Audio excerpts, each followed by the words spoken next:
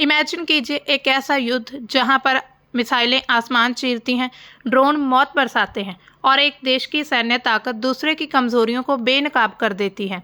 मई 2025 में ऑपरेशन सिंदूर ने दक्षिण एशिया को हिलाकर रख दिया। क्या पाकिस्तान की नई मिसाइल फोर्स भारत को डराने में कामयाब होगी या फिर चीन की छिपी मदद से भी पाकिस्तान को हार का सामना करना पड़ेगा? तो नमस्कार दोस्तों, स्वागत है आपका हमारे चैनल पर। आज हम बात करेंगे पाकिस्तान के द्वारा एक जो अनाउंसमेंट की जा रही है कि वो एक नई मिसाइल फोर्स तैयार करने की योजना बना रहा है, जो कि चीन की मदद से ये फोर्स तैयार की जाएगी। उसके भारत पर क्या प्रभाव पड़ेंगे? अब सवाल उठता है कि पाकिस्तान एक नए युद्ध की तैयारी कर रहा है या फिर अपनी सैन्य ताकत को मजबूत करने की कोशिश कर रहा है या फिर तकनीक के क्षेत्र में आगे बढ़ना चाहता है। तो इन सारे सवालों के जवाब हमें इस वीडियो से मिलेंगे, तो आप लास्ट तक जरूर बने रहिएगा। तो चर्चा में क्यों न्यूज़ है? जो प्रधानमंत्री शाहबाज शरीफ है, उन्होंने 79th जो इंडिपेंडेंस डे 15 अगस्त 2025 को आज भारत में और पाकिस्तान में भी सेलिब्रेट किया जा रहा है। इसी दिवस पर उन्होंने कहा है कि सैन्य टकराव के उपलक्ष्य में जो कि अभी ऑपरेशन सिंदूर हुआ था, उससे जो पाकिस्तान को करारी हार का सामना करना पड़ा, उसके बाद से पाकिस्तान ने अपनी सैन्य ताकत को बढ़ाने की कोशिश कर दी है। उन्होंने कहा है कि एक नई आर्मी रॉकेट फोर्स बनाएंगे हम, जो कि भारत को टक्कर देने में सक्षम होगी। हालांकि यह आने वाले समय पर देखा जाएगा। तो उन्होंने आगे क्या कहा है कि यह देश की जो सैन्य प्रतिक्रिया की जो क्षमता है, क्षमता में एक महत्वपूर्ण उन्नति रहेगी, उनके लिए एक मील का पत्थर है। उन्होंने कहा यह जो अभी नया बल जो बनाया जाएगा, नई सेना बनाई जाएगी, ये चीन की people's liberation army rocket force पर आधारित है, यानी कि उनसे एक तरह से उस प्रकार की कॉपी की जाएगी। हालांकि पाकिस्तान और कर भी क्या सकता है, ये कॉपी करने में मतलब माहिर है कि चीन की मदद से वो अब उनकी मदद से जो भी है ये अपनी जो भी मिसाइलें वगैरह तैयार करेगा। इसमें भूमि आधारित जो होगी, बैलिस्टिक मिसाइल्स होगी, हाइपरसोनिक, क्रूज मिसाइल, परमाणु और पारंपरिक दोनों, इन सभी के जो शस्त्रागार की देखरेख करता है people's liberation army rocket force, जो कि चीन की एक फोर्स है। तो उनकी मदद से ये बिल्कुल सेम वैसी फोर्स तैयार करने की योजना बनाई जा रही है। पाकिस्तान ने लड़ाई के दौरान जो JC-10 वाइगर्स ड्रैगन और JF-17 थंडर जो लड़ाकू विमान थे, उनके साथ अपनी कई मिसाइल प्रणालियां भी तैनात की थी जब ऑपरेशन सिंदूर हुआ था। तो जून के बजट में भी जून का जो बजट था पाकिस्तान का, उसमें सैन्य खर्च में 20% की वृद्धि हुई है। यानी कि जो पाकिस्तान के साथ जो भी हमारा ऑपरेशन सिंदूर चला, उससे पाकिस्तान को काफ़ी कड़ी मतलब हार का सामना करना पड़ा था।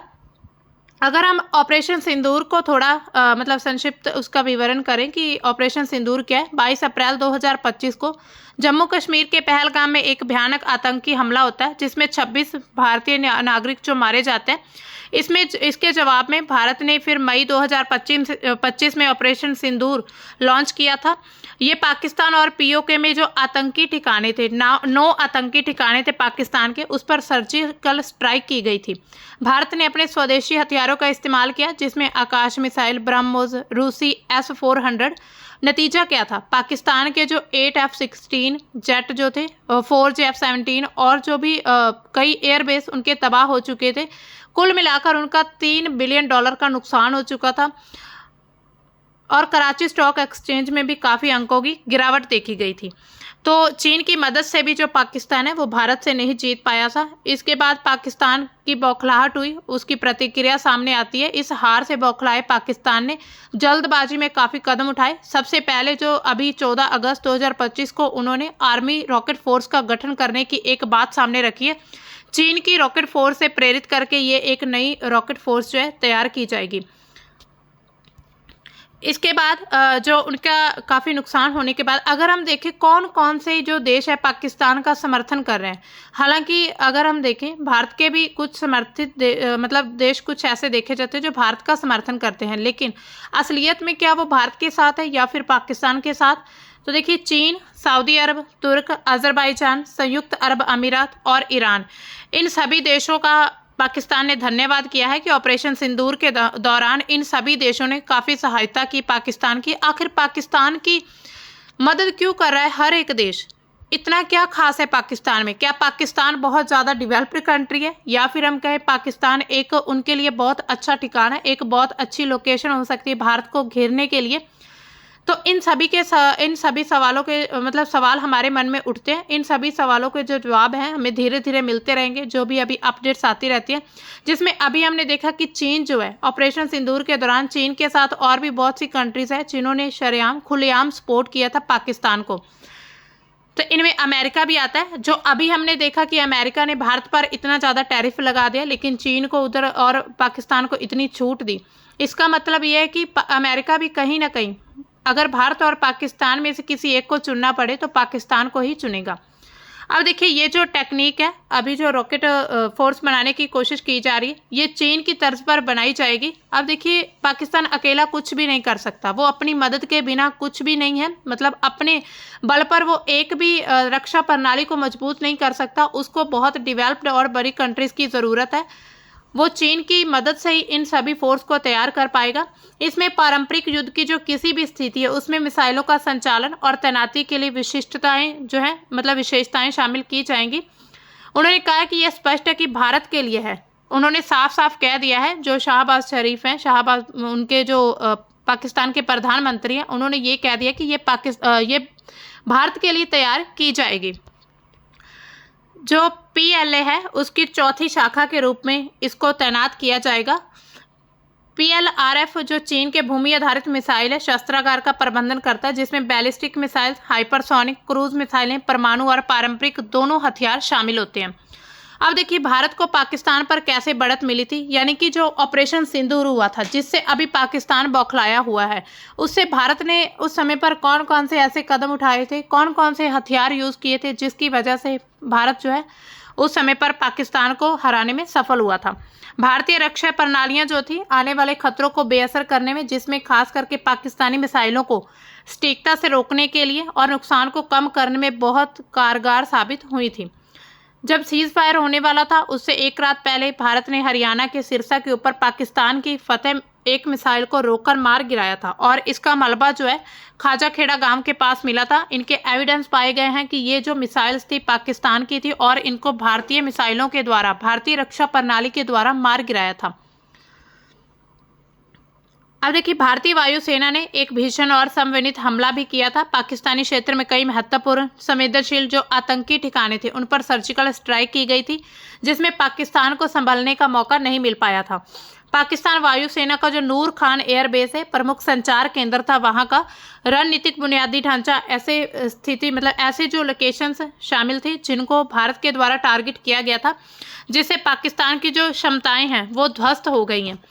अब आर्मी रॉकेट फोर्स कैसी रहेगी, इसकी क्या क्या विशेषताएं रहेंगी, ये जो तैयार की जा रही है इसमें ऐसा क्या खास है जिसकी वजह से जो पाकिस्तान है वो बहुत ही ज़्यादा कॉन्फिडेंट है कि हम भारत को हरा पाएंगे। तो ये जो है बैलिस्टिक, क्रूज और संभावित रूप से हाइपरसोनिक मिसाइलों को कंट्रोल करेगा ये पूरा force.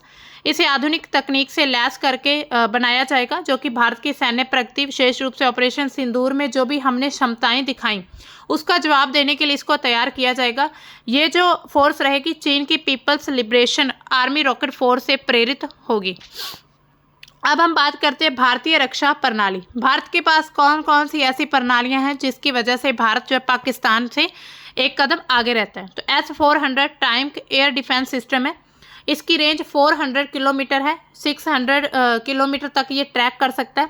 Ballistic missile, cruise missile, drone, fighter jet और हाइपरसोनिक वाहन इसमें लैस किए जाएंगे। इसके अलावा मतलब इसको टारगेट भी कर सकता है। 300 लक्ष्यों का एक साथ ट्रैक और 36 को नष्ट करने की इसकी क्षमता है। 360 डिग्री कवरेज करता है, यानी कि 360 डिग्री मतलब चारों दिशाओं में ये पूरी कवरेज करेगा। इसमें 4 तरह की मिसाइलें पाई जाएंगी, जिसमें 400 किलोमीटर की रहेगी, 250 किलोमीटर और 120 और इसके अलावा 80 किलोमीटर तक की मिसाइल इसमें ऐड की जा सकती है, यानी कि इसको डिप्लॉय कर सकते हैं। इसके अलावा भारत का आकाश और आकाश एनजी मिसाइल सिस्टम है। इसकी रेंज रहेगी 30 से 70 किलोमीटर। इसका लक्ष्य होगा फाइटर जेट, ड्रोन, क्रूज मिसाइलों को मार गिराना। इसकी क्षमता होगी 60 किलोग्राम वॉरहेड, 100% इंटरसेप्शन दर है इसकी, और इलेक्ट्रॉनिक काउंटर मेजर्स रहेंगे इसके अलावा आकाश MK1, MK2 और NG जो कि 30, 40 और 80 किलोमीटर की जो मिसाइलें हैं इसमें शामिल की जाएंगी। इसके अलावा ballistic missile defence system Bharat का जो वो काफ़ी ज़्यादा ज़बरदस्त है। पृथ्वी एयर डिफेंस सिस्टम इसमें है। 300 से 2000 किलोमीटर की रेंज की बैलिस्टिक मिसाइलों को 80 किलोमीटर ऊंचाई पर रोकने के लिए सक्षम है। यानी कि पृथ्वी से 80 किलोमीटर की ऊंचाई पर अगर कोई भी भारत की तरफ कोई भी विमान आता है या फिर कोई भी हथियार गिराया जाता है तो उसको खत्म करने में ये पूरी तरह से कैपेबल है। इसके बाद एडवांस्ड एयर डिफेंस है। 150 से 200 किलोमीटर की रेंज रहेगी इसकी, और मिसाइलों को 30 किलोमीटर की ऊंचाई पर नष्ट किया जाएगा इसके द्वारा। इसकी क्षमता 5000 किलोमीटर तक की जो बैलिस्टिक मिसाइल है उसको रोक सकता है। DRDO की एंटी ड्रोन टेक्निक्स हैं जिसमें D4 एंड MPCDS रहेंगे। D4 जो काउंटर ड्रोन सिस्टम है, रियल टाइम खोज, ट्रैकिंग और निष्प्रभावीकरण यानी कि सॉफ्ट हार्ड किल कर सकता है। ये man portable counter drone system रहेगा जो जैमिंग और हल्के ड्रोन को अक्षम करने की जिसमें क्षमता रहेगी। Optical thermal detection RF spectrum display रहेगा। ये जो है मतलब भारत के द्वारा ये सभी मिसाइलें हैं, ये मतलब कि पूरी तरह से डिफेंस सिस्टम और भी मजबूत किया जा रहा है। हालांकि आने वाले समय में भारत के द्वारा स्वदेशी तकनीकों का प्रयोग करके नई नई मिसाइलों को लॉन्च किया जा रहा है, उनकी टेस्टिंग की जा रही है, क्योंकि आने वाला समय हो सकता है वर्ल्ड वॉर 3 जैसी सिचुएशन बना दे।